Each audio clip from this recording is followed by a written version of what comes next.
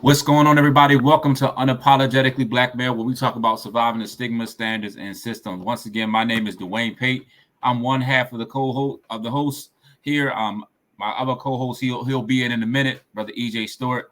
Once again, Unapologetically Black Male, where we talk about surviving stigma, standards, and systems. It's a podcast meant to highlight the stories of African American men and how they achieve their level of success and to where they are right now. We have another special guest, a brother I know since high school, a special guest that he's going to kind of give us some information about who he is, what he does. So, Brother Justin, can you tell a little bit about yourself?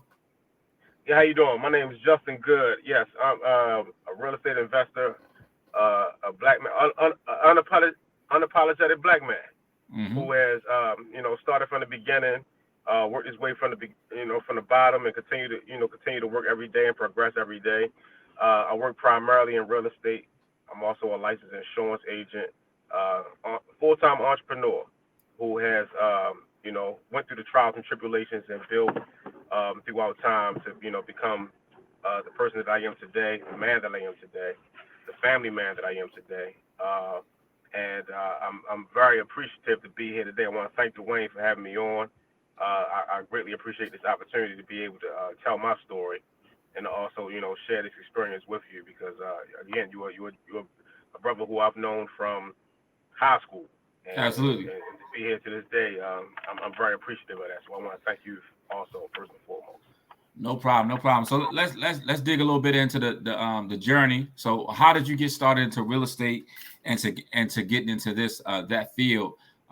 We hear a lot about how real estate is. I know for me personally, I hear a lot about how real estate is the way to build wealth in the nation right now, or just for us as African American men, because for so long, we haven't had that opportunity to own or to be, owners of land or properties or different things like that. So tell us about how you got started in that avenue and that venture. I started off actually by accident, in a sense. Okay. I was introduced to it by a gentleman who was a client of mine in the insurance business, because I started off as an insurance agent and selling a life insurance, and I still am a licensed insurance agent to this day, because I feel there's power and importance in being able to provide life insurance and have life insurance for us as a family as a way to also transfer wealth. And as meeting that gentleman, he introduced me to the life insurance industry. He introduced me to the real estate industry, I'm sorry. And he showed me how you can be able to acquire property for very little money. You can come in, and if you creatively be able to find a way to be able to get into the business, you can be able to build a very strong foundation. So I got into the business by a strategy called wholesale investing. Which is basically the idea of acquiring property and selling property using contracts. And by using those contracts, you're able to actually create a profit in between. Selling property for, mainly properties that are undervalued and in undervalued areas and selling them for more value. And wholesale investing was one of the first strategies that I was able to learn and master in the real estate investing industry. And that led me to buy and hold investing. Buy and hold investing was the ability to be able to buy property and rent it to other residents. I don't like to call them tenants, I like to call them residents, to be able to rent to others. And that strategy was able to give me the opportunity to be able to build passive income. And passive income, as we all know, is a very creative way to be able to build long-term wealth because you're able to have income coming in on a monthly basis, on an annual basis, and cover your monthly expenses and things of that nature. So it was a very creative way to be able to get into the business from the beginning, starting with wholesale investing and then transitioning into that into buying hold investing. So that's how I was able to get into the business. Introduced to it by another gentleman who said, "Hey, look, here's the opportunity for you to come in and be able to creatively have the ability to acquire property, and then from there market those properties to other people who are looking to buy property and potentially flip those properties for an investment."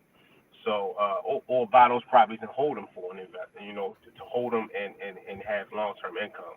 And then from there, build up enough equity on my side to be able to now get my slice of the pot onto the side of buying land and buying my own rental property. And doing that same thing with the rental property. So that's how I was able to get started into the business. Got started at a pretty young age, and over time I continued to build, and it's been a great opportunity for, you know, it's been a great business for me. This is what I do full time, you know, all day, every day. And I'm fortunate to have been able to be introduced to this opportunity into this business. Awesome. So with that, what has been some of the key lessons that you've learned in this journey? Because, you know, I know it wasn't all wins. You didn't win every time that you went to the table, but like, what was some of the key lessons that you learned early that's kind of helped sustain you this far and to help you keep moving forward? I think one of the biggest lessons is it's about relationships. Many times people are transactional. You know, you come into a business and you think that you meet a person and it's about doing a transaction with that person. But what it's more about is building a relationship with that person. If you build a relationship with someone, you can be able to grow through life with them and be able to have long-term business opportunities with that person or long-term business relationships with that person. So one of the biggest lessons I've learned is to not look at everything as transactional. To have everything like a relationship. Even like with me and you, Dwayne, we have a relationship. It's not a transactional. You know, we started in high school together. And we went through life as, you know, seeing each other and, you know, going through school. It's a relationship. So we can be able to have this conversation later on in life and be able to talk about the things that we've experienced through life. That's relationship. That's about building a relationship. When you have a strong relationship with somebody, you can be able to have this conversation right now. But if you do a transaction with someone, it may just be something that you do one time and that's it. So the biggest lessons I learned is to, when you meet someone in business or in life period, don't look at it as something that's transactional. Look at it as something that can be a relationship that you can build with a person and grow through time. That's one of the biggest lessons I learned. In addition to doing your research. Do your research. Understand the business that you're in. Understand the industry that you're in. And understand that whatever you're doing, you have to have some knowledge as to what it is you're doing. Because if you have that knowledge, you can be able to grow with that and build on that knowledge. And that can take you a long way through business. Because if you don't, people who are transactional can take advantage of you because they feel like you don't have the knowledge, So make sure you have the knowledge and acquire the knowledge of whatever it is you're doing and perfect your craft. And that's what I've been able to do over time. Awesome. Asia, you got any questions? So you guys went to high school together, huh? Dealing with some yes, we did. Poets on the line here, and I see he has poet brothers. That's my poet brother there. Absolutely. See he has his Orioles gear on. Trying to stay focused, but it's blinding me. But I don't know if you were able, because I had to jump on a little late, but tell us what it was like for you growing up here in Baltimore City, and things that you experienced and how you are here today, and how that shaped you and who you are here today. Growing up in Baltimore City has shaped me to be a very stern and very aware person. You have to be aware of your surroundings. You have to be very stern. It makes you to be tough. We grew up in a hyper-masculine society, a hyper-masculine community. And it makes you very, very tough at a very young age. So what I was able to learn is to be strong. And what I've acquired is to be strong in whatever it is you do. So growing up in Baltimore has, really taught me that, even from the days of, going to school or walking to school. You have to be very, very hyper-masculine. So in that kind of environment, it makes you out to be, and sometimes more masculine than you need to be, because in some cases you might you might want to just go to school. You might just want to play sports. You might just want to walk with your girlfriend down the street, whatever it may be. Growing up in Baltimore makes you really, really tough. It's a tough city. But I believe that toughness also can make you a strong entrepreneur and make you a good entrepreneur, because now you can't say, you don't take no as an answer too often. Mm-hmm. You don't look left when someone tells you to look right. Sometimes when somebody tells you to look right, you question it for a reason, but you might look right after the fact because of what your surroundings and what you've grown up to be. So, growing up in Baltimore has, really made me be, honestly, the entrepreneur that I am today. The person that I am today has, is because of my surroundings, because of my upbringing, because of growing up in Baltimore City. And I'm appreciative of that. I'm fortunate to be able to be a product of Baltimore and to be a successful businessman in Baltimore, to have property that I own in Baltimore, land that I own in Baltimore, and continue to grow from there. So I'm really glad to be from. I wouldn't want to be from anywhere else. I really wouldn't. Your baseball team might, but y'all won today. But it's all right. I'm a Yankees fan. I'm not so even going to take it there. I'm a Yankees fan, so I gotta get my digs when I can. But go ahead. I'm gonna let you have it. but that it's fascinating though, and like I just said earlier in another interview, because we talked to so many people from all over. We talked to so many brothers from all different walks of life, different places, and so many things blend together. And the brother just said the same thing today. Growing up in that time, having to be masculine, all of that. Him being a father, he said he had to reevaluate how he parents now because of that. I'm not sure if you are a parent, but if you are, or just being a leader outside of business, just how does that hyper masculinity, how has it changed? How do you allow it to impact your relationships now, or parenting, or anything? I'm not a parent personally. I have nieces and nephews. Basically a parent from afar. Indeed. Yeah, at the same time, right? It makes you change the way you actually parent or look over those that you are overseeing, because of the fact that I've had a different upbringing and we're in a different world now. So even when I look at my niece or I look at my nephews, I look at them in a different light. I kind of have a little bit more of an understanding as to where they come from versus where I was, because I feel like, again, when I was coming up, it was more about, if you fall and you hurt yourself, it was like, suck it up, stand up, keep them. That's that hyper masculinity that we have. That was the word that I heard a lot when I was young. Suck it up, suck it up. And now it's more so like of me having the ability to try to embrace if they're hurting, embrace if they're in pain, embrace that, and understand that a little bit more. So it may actually change me a little bit. The way I was raised has changed me to not try to be the same person to those that I love, because I understand that could change you. That could make you not want to express yourself as much as I did. Because if I was going through pain, at a younger age, maybe I didn't express it because I was told to suck it up, because I was told to man up, because I was told to continue to move. But now, if I have a loved one who's going through that same pain, I do my best to understand that pain and relate to their pain and figure out a way that I can be able to remedy that pain, where that wasn't something that I was actually, given when I was my age. When I was, when I was young, I was coming up. It was about suck it up. It was, it was about, being tough. So it's changed me in a major way. And, it's changed me in a major way looking back. And I feel like that comes with age, that comes with time. As they say, the older you get, the wiser you get. And I firmly believe that.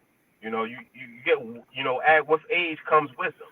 And that wisdom gives you the ability to be able to look at things a lot different than you would if you were 14 years old, 24 years old. I'm pushing 40. So at that point, I'm looking at it a lot different at this point in my life than I would half the years ago. If I was 20 years old, I'll be looking at things a lot different. So it's made me want to embrace it. I understand that we're in a different world that we live in now. We're not living in the same world.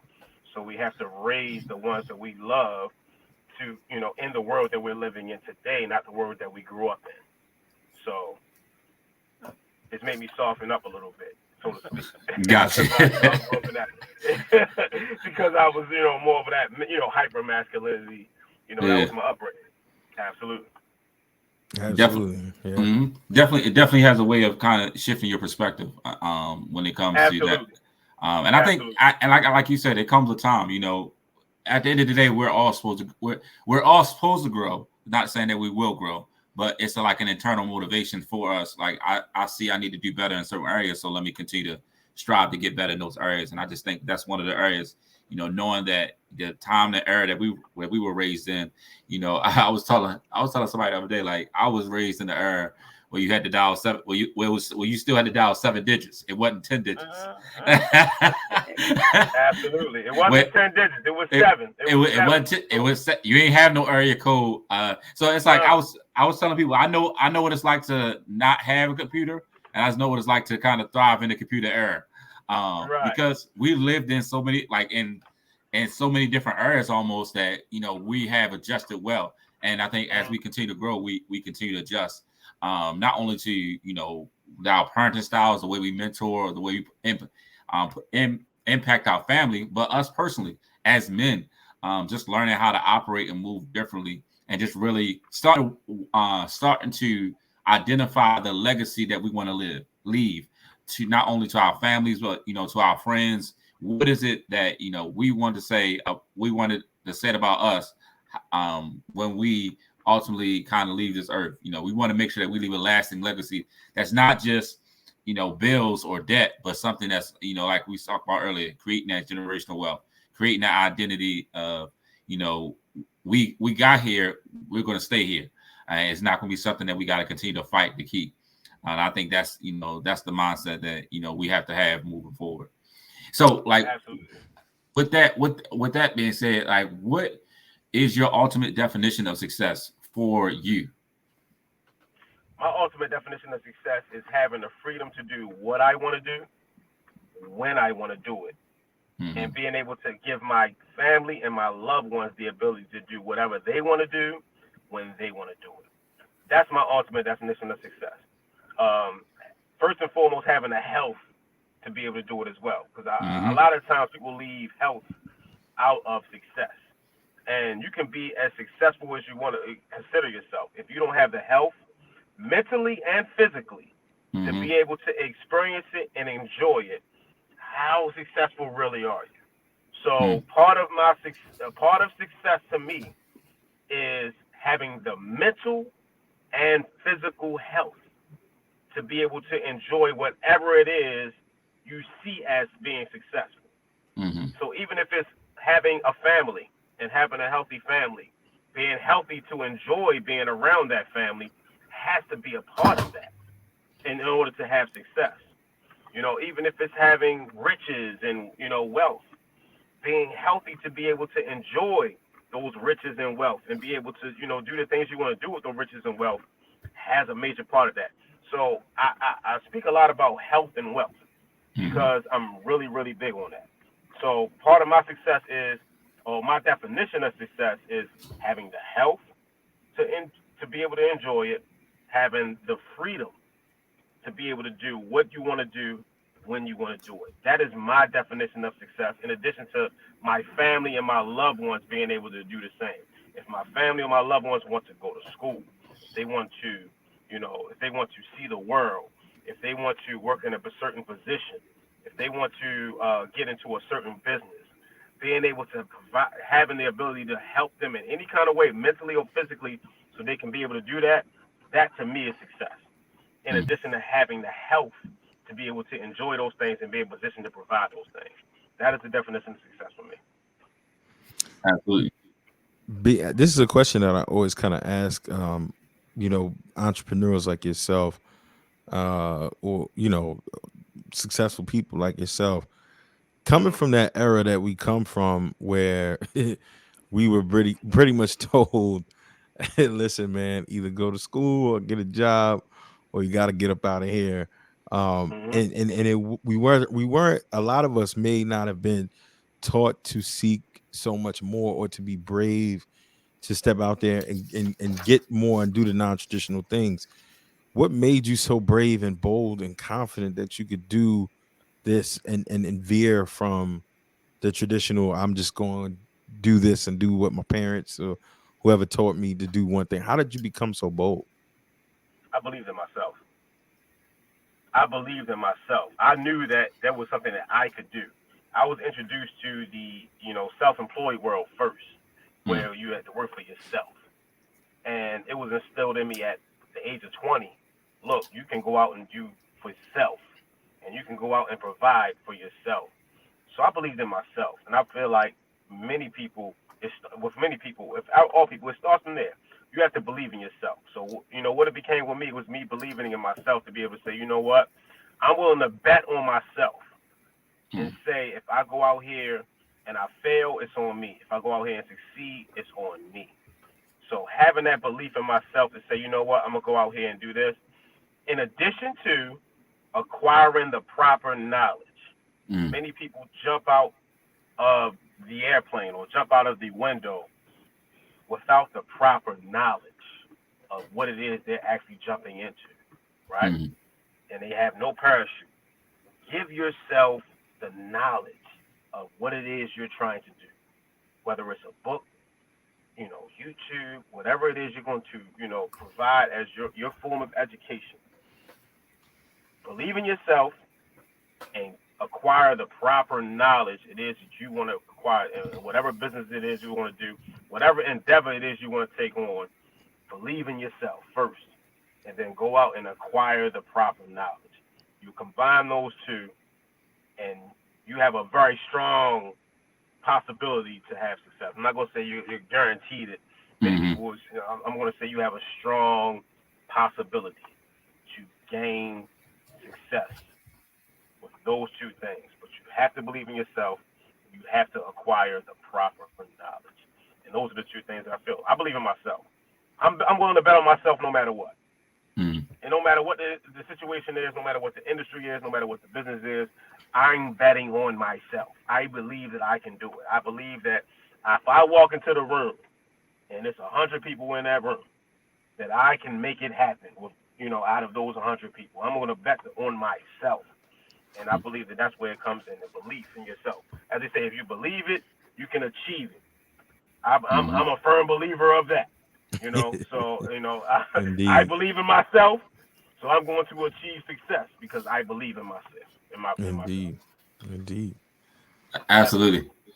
So with that, with your you believe in yourself, like I know you mentioned a couple of people, but who are key individuals or key men in your life that has played a significant role for you to develop the tenacity, the willpower, the confidence in yourself to get to where you are? Well, first and foremost, my father. And that's why us as black men, as leaders, as fathers, it's very important that we are in each other's, children's and loved ones' life. Because if there's no question, one of the first people that believed that I feel like was a person that can instill that in me was my father. Outside of that, other individuals that were in industries that looked at me and said, look, I believe in you. Sometimes those words are very powerful, and we don't realize it until we hear someone else say it to us. I believe in you. Just hearing someone tell you that can really take you to a different level. Just looking at someone and say, hey, Dwayne, I believe in you, brother. You say, I believe in you, bro. Like, I believe whatever it is you're going to do, I believe in you. And I'm willing to go with you wherever you're willing to go. Whatever, if it's 3 doors and you're going behind the third door, I believe that behind that third door, wherever you're going to go, you're going to reach what you're looking for. And I believe in you. And I'm willing to go behind you behind that door. Having someone that's willing to say that can instill a certain level of confidence in you that can make you acquire success, that can motivate you to acquire whatever goal it is you're looking to reach. So it started in the household with me, because it started with my father, and that's why I'm really huge on black men of raising their black children and black men believing in their children. Because if you just say, I believe in you, those words have, I'm believing you, I'm proud of you, I'm happy for you. These are words that are very, very powerful. And it's a transfer of energy. Energy doesn't die. It transfers from one party to the next. So if you transfer that positive energy from yourself to someone else, it can make you go, sky's the limit. Sky's the limit. So for me, my father. In addition to that, other individuals that were in the industries that I was getting in, insurance to start and real estate next, that actually said, hey, I believe in you. I believe you can do this. I've done this. I believe you can do much better than me. And I actually took heed to those actual words and took my business to wherever it is now today. We discussed at some point on the show, estate planning and planning for the future, and just talking about in this culture, in this community, how it's taboo it is. As a brother of our age, range, how difficult, how taboo, how left field has it felt to maybe not sell, but promote what life insurance is to our community, our age group, and maybe older or younger? How has that experience been for you?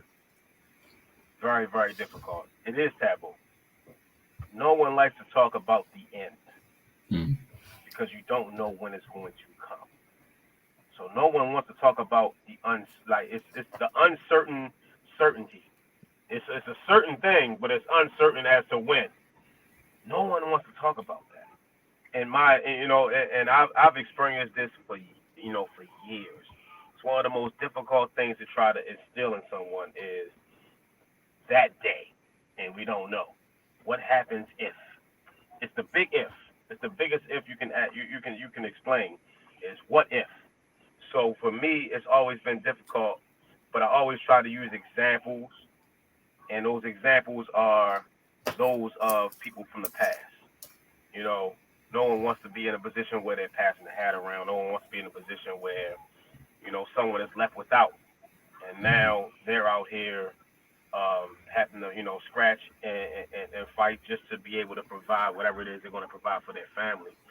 So it's become very difficult, and it is taboo. It's one of the most taboo conversations I can have with someone. I do my best to have it, but I don't think that will ever change. I look forward to it possibly changing, but it's something that's very, very difficult to explain to someone that, look, you have to talk about what if. In the event of this happening, what is your family going to be in position to be able to provide for themselves for the next umpteen years in the event this happens? It's very, very difficult, and I do my best to explain it to people, but it's been a challenge. It very much has been a challenge. Gotcha. Yeah, and I think that's one of the reasons why I wanted to have the person on. His name was James Worthy. He did real estate and will planning. We talked a little bit about life insurance and different things like that. And that was one of the main reasons why I wanted to get him on, because I know that this is such a taboo topic that we don't talk about, nor do we want to talk about it, because it's like when you talk about in Black culture, when you talk about money or anything revolving around money, it becomes an issue because we're not used to having those difficult conversations. And we have to start having them within our family and even within our immediate circle. Like I told my friends the other day, like, listen, I'm about to start doing my will and estate. Just know this your role, and you need to do your role. This will go get the kids. This will go manage the funds. Like that's how we're gonna roll. And I think that's what we got to have those conversations. I mean, because at the end of the day, we, like you said, we pushing 40. If we are lucky, or if we have the ability, we done live half our lives already. So how we definitely have a bit life. Absolutely. So how do we most certainly how do we want to leave a legacy for what does the next half of our life look like, and how do we set it up for those who are coming behind us?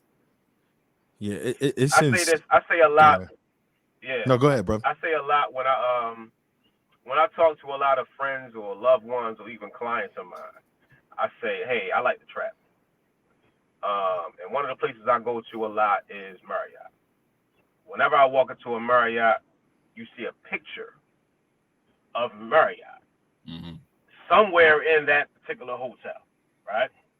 Or if you go into certain households that have acquired wealth or they are wealthy families, you see a picture over the fireplace, right? Do you want your picture over the fireplace? You have the ability to be able to put yourself in a position to have that picture over your fireplace just by making simple plans. Not easy, but simple. Making plans to put yourself in a position so that in the event that something happens, your family has a legacy that you've left behind so that your picture can be over the fireplace for decades, for generations to come. And that's something that's very important. And the Marriott piece is huge because you can't walk into a Marriott and not see J.W. Marriott standing on a painting somewhere in the hotel. And that all started from a legacy that was built. So you can build a legacy, or you can have your family pass around a hat and go through different struggles, and that same struggle continues to pass on. So that is one of the main things that I've always instilled in people, and it's worked for me, and it's worked for the clients that I work with, it's worked for the loved ones and the closer friends of mine, because they understand when I make that point, okay, now you're making some sense as to what's going on, because no one wants to have to even have the fathom the thought of that their family or their loved ones are struggling or can't even make ends meet because they didn't make the proper planning. So it starts with making the proper plan. If so, go from there. So absolutely. It just amazes me. And I think as a generation, we got to give ourselves a lot of credit because every time that we talk to brothers and these light bulbs go off in my head, we really are that generation that didn't get the knowledge, spoon fed to us, didn't have the tech, didn't have the space. We remember what it's like not to be seen and not heard and not have these conversations. And now we're in that position where we're still playing catch up, but we're getting to that playing field. We're coming to the table with a lot more knowledge. But this is tough. You talking about unlearning generations of history and behaviors. And the field that we're all in, we're all faced with challenged. I mean, we're all challenged and faced with the adversity of literally turning around our entire culture and the mindset. I mean, we've had some brilliant minds come before us, brilliant, our elders and everything, but they still, failed, not failed, but still didn't have these thoughts and things in mind. Not everyone, and not culturally in a communal sense. And it's just nuts to me, because just hearing you say that, your experience is just nuts to me with the GoFundMe's, the everything going on, that people are still where we are, specifically speaking to our community, because that's what's most salient for us. But it's just amazing to me. Yes, it is to me also. Even when it could be loved ones that in families that have already gone through these different things, and still we face it. It's generational, and it's about breaking that. It's about breaking that generational curse, breaking that generational chain, and starting. And I feel like we are the generation that can be able to do that because we have at our fingertips the knowledge that many generations before us didn't have. And the reason why we have that knowledge is because it's right at our fingertips. We can pull up a lot of this information. It's all about what you look for. If you look for the right information, you can find it right now. There was once a time you maybe had to go to a library. You maybe had to get a different kind of book or or you go take a certain class or have a certain type of have a mentor in your life that was willing to point you in the right direction. Now we have the ability to get that information right at our fingertips. So I believe that we particularly are the generation to be able to actually break that curse and bring it down for most generations that haven't had it or will have it in the years to come because, generations before us didn't have it. So that's what we have. We have that ability. We do. We genuinely have that ability to be able to break that curse and provide it for our loved ones that's going to come after us. Absolutely. And I think as long as we continue to have this conversation, as long as we continue to have the mindset for ourselves to impact our immediate circle, I think that's how we begin to spread the word and begin to change the mindset of others, because, we all reach out different demographics. We all have a set of group circle that we can talk to, and they have a set of circles that they talk to. So the more we continue to share this information, the more we continue to learn from each other, the more that we can help change the mindset of everybody that we come in contact with. And it starts with us. So, man, I definitely applaud you for what you're doing and what you're with the real estate, and just kind of, making that, and the entrepreneur and the vision that you have for yourself, to create wealth, to do what you want to do when you want to do it.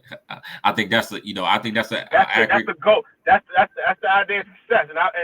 And mind you, I haven't reached that level and that pivotal of success yet. That's my idea of success. And my definition of success. That's what I work every day for. I work every day to put myself in position to be able to not have to, worry about anything, and to do what I want when I want to do it, and to have my family in a position where they can do whatever they want when they can do it. But by no means am I in that position right here, right now. That's what I'm working towards. I'm working towards success every day. And that's what it's about, working towards. What are you working towards? That's what I'm working towards. I'm working towards putting myself in that position. How do I do that? Continuing to acquire property, continue to acquire land, continuing to build my passive income, continuing to take care of my health and work out as much as possible and make sure that I'm healthy so that I can be able to enjoy these things. This is what I'm working towards every day. I'm working towards that idea of success. So that's my idea of it. Even getting to a point where I'm older in age and my family has the position to be able to do these things. That is success for me. The loved ones have the position to do they can do what they want to do, because there's something that I've learned early on, brothers, that is very important, and that I've acknowledged as well. Many of us are first generation, meaning that we are first generation in whatever it is we do. And in most cases, the first generation is that's the one who puts the most work in, right? We if you're first generation, no matter what you do, yes, we are first generation. So it's kind of like, okay, whatever it is we do, we're the ones that's going to put our sons and our grandsons and great-grandsons and nephews, and we're putting them in the position to be able to do the things that they want to do, whatever it is they want to do. Absolutely. And that's how most families, when you hear about these families, these rich families or these rich names, it was the first generation. It was the person at that first generation that did the things and put the work in that they're the ones you really don't hear about. You hear about the heirs. The heirs are the ones that have been able to reap the benefits. So for me, reaping the benefits is not really the idea. It's about, okay, I'm going to do what I want to do, but my family, leaving my name, having that picture over top of the fireplace, that is what it's about. That's the idea of success for me. Because once I'll be able to do that, then I've achieved success. So it's about an achievement. It's about setting a goal. Okay, if I reach that goal, then, okay, we're going to set a new goal. But first generation is always going to be the hardest, and no matter what we do. And most of us are first generation because of the things that I spoke about, because we have the access to the knowledge, because we have the access to the information, because we have the ability to continue to build and grow. We're first generation. So at being first generation, that is the hardest. We work the hardest, and we do the most. We're up early. We're up late. Many of us start our days early and finish our days so that our loved ones don't have to do the things that we're going through. That's the last thing we want to see is our loved ones, our heirs, to have to be like, we want them to be able to have the ones that enjoy the success and continue to grow the legacy and grow the name. So by all means, first generation, that's where we are right now. That's where I am. I'm a first generation real estate investor. Anybody that's in my family and my loved ones and my heirs, they're going to inherit what it is that I've acquired. and that's what it is about. You know, then the knowledge I instill, they're going to inherit it. It's going to grow to them, and they're going to be the ones that grow and build on it from there. So that's what it's about. Absolutely. Absolutely, man. I just want to thank you for just what your willingness to come on and share your story and just kind of give us a little insight of the things that you do and which, you know, and how you view life and how you view success. So definitely appreciate you for taking time to hop on the podcast and just kind of bless us with the wisdom so that we can continue to share this positivity. And salute you for, you know, Absolutely. surviving. I appreciate you, brothers, for having me. Salute you for surviving, you know, society's standards and stigmas and systems and being unapologetically, you know, the black man you are, man. That's what it's all about. And it's an inspiration. So definitely, you know, keep sharing the knowledge and the story. Absolutely. I appreciate you, brothers, for having me on. I really do. I'm going to continue to be that person. And I actually love just the name itself, unapologetic black man. I love that just right there in itself, because that's what I am, and that's what we all are, and we're gonna continue to build, we're gonna continue to grow, continue to become better. I feel like I'm just starting to hit my prime, you know, in the life that I'm becoming and the man that I'm becoming. I'm just hitting my prime. So, you know, even though, you know, we're pushing 40, I mean, at least me myself, you know, we're pushing 40 in my age bracket. So it's like, you know, I'm feeling like I'm just getting started, man. I'm you know, I'm in my prime right now. You know, I'm feeling great. You know, I'm healthy. I work out every day. You know, it's certain things that I feel like, you know, there's no stopping me. There's no stopping what we can do, no stopping what we all can do, especially if we come together and continue to share positivity, continue to grow together. And as I mentioned before earlier, energy is not, it doesn't die. It only passes from one party to the next. You brothers, your energy is passed on to me, and vice versa. It continues to go around. As long as we continue to share that energy and spread that energy, and it continues to grow, sky's the limit as to where we all can go as a generation, as a race, you know, as human beings, as black men, as unapologetic black men. There's no limit to where we can go. Absolutely. Man, I appreciate you for that. And, you know, we're going to end on that note. Once again, thank you for joining us today. Thank you for being our guest. Thank you for sharing your story. And I want to thank everyone who's tuning into this episode. Make sure you like, comment, subscribe, share. Let's continue to promote this information.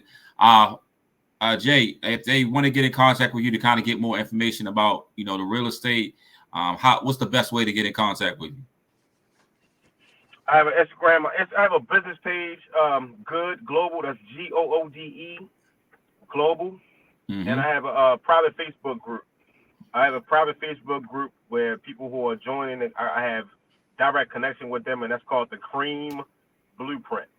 The Cream Blueprint on Facebook. So, you know, be able to connect with me, and I'm very, very interactive. So if you hit me up, I can, you know, answer any questions. I can make connections. I have personal one-on-ones, whatever it is, you know, we're willing to have to continue to build. So by all means, reach out to me. Absolutely. We'll make sure we put all that information underneath the podcast and post it when we air the podcast as well. So once again, thank you all for joining us on this week's episode of Unapologetically Black Male, where we talk about surviving the stigma, standards, and systems. Once again, this podcast is meant to highlight the stories of African-American men who have overcome different trials, tribulations to get to where they are, but they still remain positive and they still are sharing that information that we'll share with them. So make sure you continue to share this, help us promote this positivity in the atmosphere, in the universe, and let's make this thing great. Thank you again, and we'll see you next week.